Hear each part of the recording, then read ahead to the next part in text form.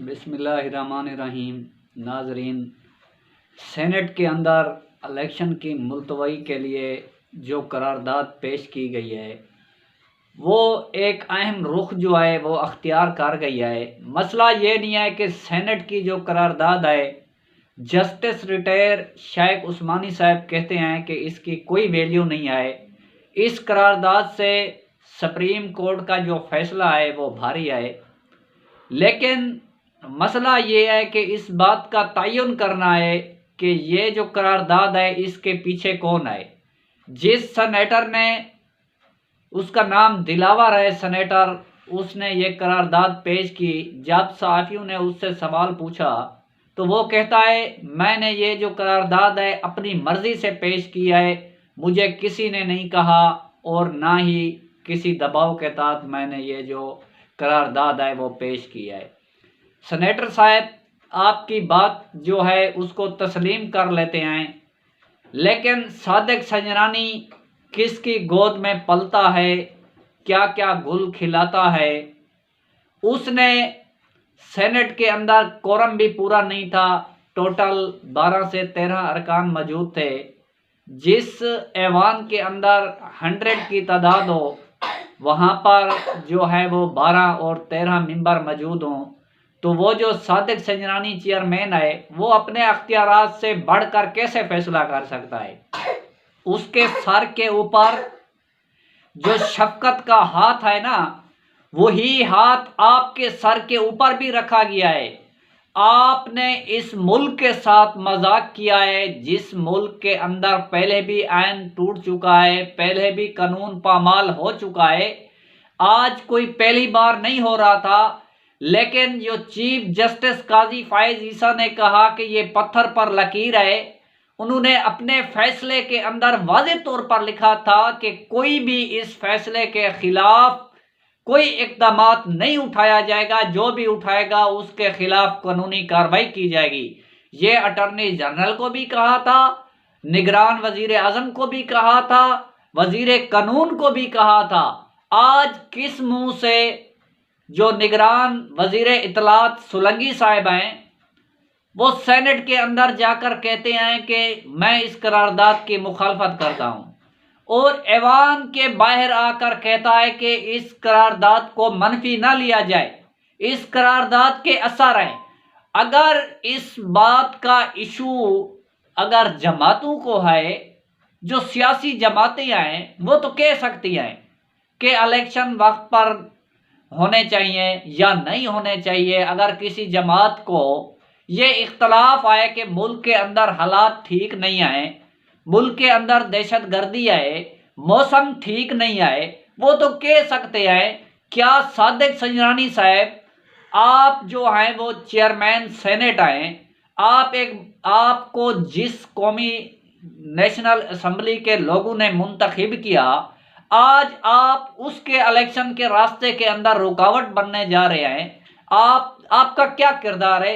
जब supreme court का फैसला आ गया है तो आपको क्या तकलीफ है कि आप जो है रास्ते के अंदर रोड़े अटकाने लग गए हैं। और अभी जो हामिद मीर हैं वो कहते हैं कि मुझे कुछ सेनेटरों से पता चला है कि जो निगरान वजीर आज़म अनवर हक काकड़ है ये उसकी साजिश है।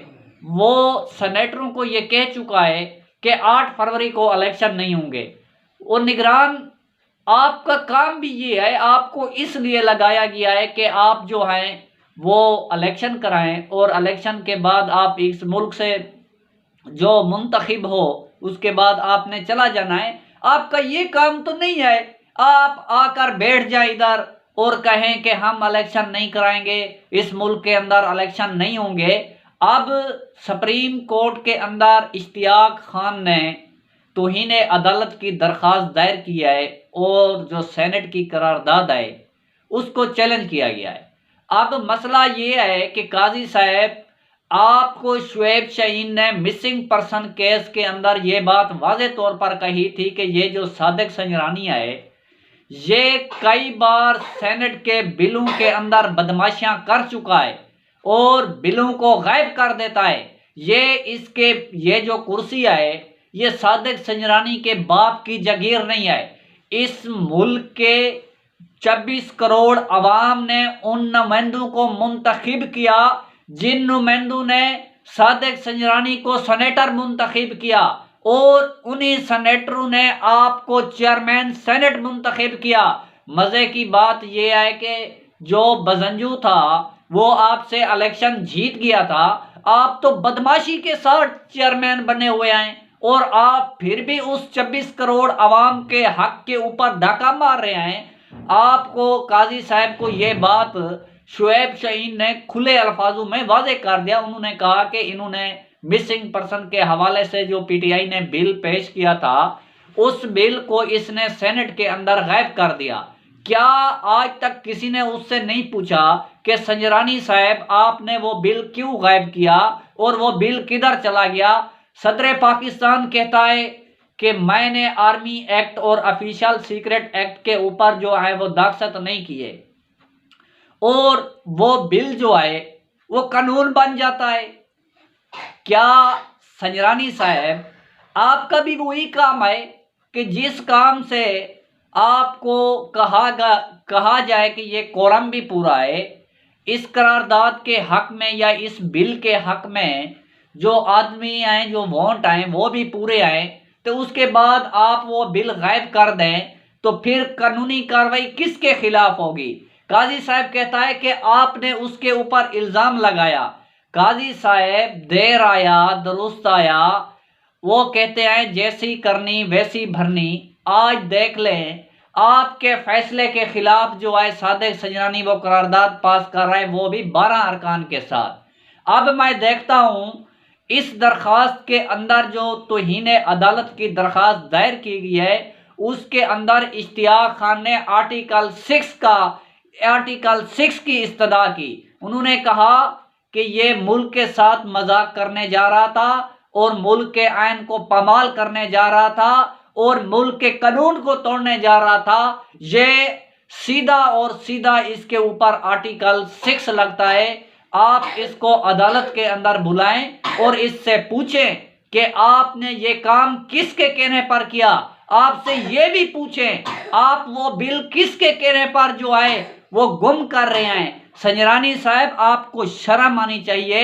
आपके इलाके के बलोच हैं, वो मिसिंग पर्सन वहां पर बैठे हुए हैं, आप दांत निकाल कर जो है वो अपनी मिनिस्ट्री के मजे ले रहे हैं। आपको शर्म नहीं आती? आपके लोग रोडों पे रुल रहे हैं, लेकिन इस बात का आपको क्या?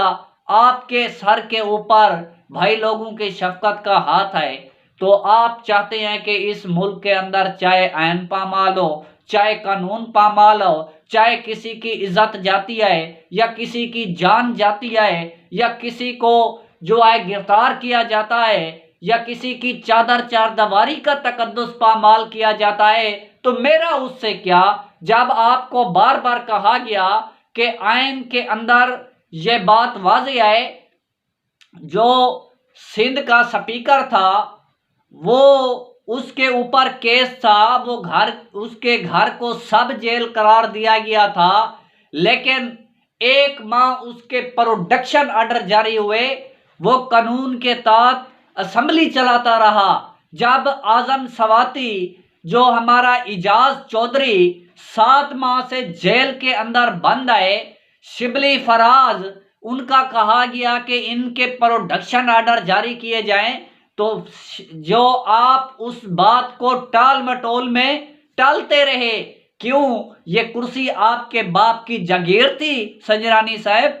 आज जो आपने ब्लंडर किया, ये वो हामिद मीर कहता है कि निगरान वजीर आजम सेनेटरों को कह चुका है कि 8 फरवरी को इलेक्शन नहीं होंगे। मैं तो कहता हूं कि काजी साहब ये जो निगरान वजीर आजम अनवार उल हक काकड़ है, इसके ऊपर भी आर्टिकल 6 लगाएं। इसका काम है इलेक्शन कराना। ये क्या करने आया हुआ इधर? फिर ये इंजॉय करने आया है तो फिर जाए बाहर मुल्क इंजॉय करे। इस मुल्क के साथ खिलवाड़ क्यों कर रहे हैं? आपका मकसद भी इलेक्शन कराना है। आपको 9 माह 7 माह 8 माह ये याद नहीं आया कि 9 मई का वाकया हुआ, जुडिशल कमीशन बनाने की बजाय आपने कबीना की कमेटी तश्कील दे दी। क्या आप कोई नया ब्लेंडर करने जा रहे हैं? आपको इमरान खान ने कहा कि आप जुडिशल कमीशन बनाएं और आपने मास्टरमाइंड ढूंढना है, तो मैं आपको बताता हूं, इसका मास्टरमाइंड आईजी पंजाब है, इसका मास्टरमाइंड आईजी इस्लामाबाद है, इसका मास्टरमाइंड राना सनाउल्लाह है, इसका मास्टरमाइंड वजीर दिफा ख्वाजा आसिफ है, उस वक्त का जो वजीर दिफा था। उसकी मास्टरमाइंड मरियम नवाज है, उसका मास्टरमाइंड अता तारड़ है, उसका मास्टरमाइंड जो है नवाज शरीफ है, उसका मास्टरमाइंड जो है वो शहबाज शरीफ है, उसकी पूरी काबीना है। आप किसको ढूंढ रहे हैं? आईजी पंजाब बताए कि एक बच्ची इस्लामाबाद टूल प्लाजे से गुजरती है, उसके साथ 100 से 300 अफराद हैं, वो प्रेस ऑफिस जा रही है धरना देने, तो वहां पर इस्लामाबाद की पुलिस आ जाती है कि भाई आपने इधर नहीं जाना। उसके ऊपर वाटर कैन के से केमिकल वाटर डाला जाता है और उनके ऊपर शेल मारे जाते हैं, और इस सर्दी के ऊपर निहाते बच्चों के ऊपर पानी डाला गया। आप ये उन बच्चों को यहाँ पर तो रोक सकते थे कि आप जाएं, जो है वो प्रेस क्लब आप नहीं जा सकते। तो जो लोग कोर कमांडर हाउस जा रहे थे या जनाह हाउस जा रहे थे, जिसका जो सफर का दुरानिया है वो 3 घंटे का है, तो आईजी पंजाब 3 घंटे कहाँ थे? उन्होंने क्यों नहीं रोका? वो कोर कमांडर की जो नफरी थी वो कहाँ थी? उन्होंने क्यों नहीं रोका? आज मैं आपको बताता हूं, आप एक छावनी के करीब भी जाएं, सिर्फ किसी की इंतजार के अंदर वहां पर स्टे करें, तो वो मुलाजिम आकर कहता है कि भाई आप यहां पर नहीं खड़े हो सकते। वो जो लोग वहां पर अंदर जिनकी वीडियो भी मौजूद है, तो आपने उन लोगों को क्यों नहीं गिरफ्तार किया? वो लोग आज तक मंजर आम पर नहीं आए। जो आदमी बाहर खड़ा हुआ है, ठीक है, बाहर तो मौजूद है, वो एहतजाज कर रहे हैं, लेकिन वो अंदर तो नहीं गए। आप कहते हैं कि ये वहां पर मौजूद थे, अंदर तो मौजूद नहीं थे। जो लोग अंदर मौजूद थे, जो शाह महमूद कुरैशी को धक्के दे रहा था आदमी, उसकी तस्वीर, और 9 मई के वाक़े में जो जनाह हाउस के गेट के ऊपर वो मूछे वाला खड़ा हुआ था, वो आज वो भी उधर मौजूद है। वो आपका मुलाजिम है, वो एलीट का मुलाजिम है, गिरफ्तार करें उसको, उससे पूछें कि आपने क्यों वहां पर आग लगाई। आप कहते हैं कि ये आग इमरान खान के आदमियों ने लगाई है। वह वजीर आजम निगरान काकड़ साहब, आप मेहरबानी करें, आपका काम है इलेक्शन कराना, आप इलेक्शन कराएं। अब वो जिस शख्स ने जुल्फ़िकार अली भुट्टो को फांसी सुनाई थी, उसकी मैयत के ऊपर जो है वो मकड़ियाँ आ गई थी और उसकी मैयत को नोचा था, वो मिसाल थी। आज देखें, जो शख्स इमरान खान को नाजायज सजा देने जा रहा है, मैं नहीं चाहता अल्लाह करे कि उसको कुछ हो, अल्लाह उसको शफा दे, लेकिन वो जिस मिशन के ऊपर चल रहा था, तो आज वो भी बीमार हो गया है, वो बिस्तर के ऊपर पड़ा हुआ है, अमेरिका के कहने के ऊपर जो है इमरान खान को सजा देने चला था। नाजरीन, ये कौम की दुआएं हैं इमरान खान को, और इन दुआओं का जो असर है, जो रब की तरफ से उसको इज्जत मिली है, वो इज्जत आप नहीं रोक सकते। ये मेरे रब का करम है कि आप जो भी चाल इमरान खान के खिलाफ चलते हैं, वो चाल उल्टी हो जाती है। अल्हम्दुलिल्लाह, आज तहरीक इंसाफ के 85% लोगों की कागजात नामजदगी जो है वो मंजूर हो गई है। आपको खौफ यही है, मैं उम्मीद करता हूं कि इसी बात के ऊपर तौहीन अदालत जो की गई है, उसके खिलाफ जो है वो काजी फायज ईसा साहब इस फैसले के खिलाफ, इस करारदाद के खिलाफ, और इस करारदाद को पास करने वाले और इनकी हिमायत करने वाले और पेश करने वालों को आर्टिकल 6 की जो है उनके ऊपर लगाए और उनके खिलाफ तौहीन अदालत की कार्रवाई करें। और जो भी अपडेट होगी नाजरीन आपके साथ शेयर करेंगे। आज की अपडेट यहाँ तक थी। अगर हमारी वीडियो आपको अच्छी लगे तो हमारी वीडियो को लाइक और शेयर करें, साथ हमारे यूट्यूब चैनल को सब्सक्राइब करें। और हमारी आने वाली वीडियो का इंतज़ार करें। अल्लाह आपका हामी और नासिर।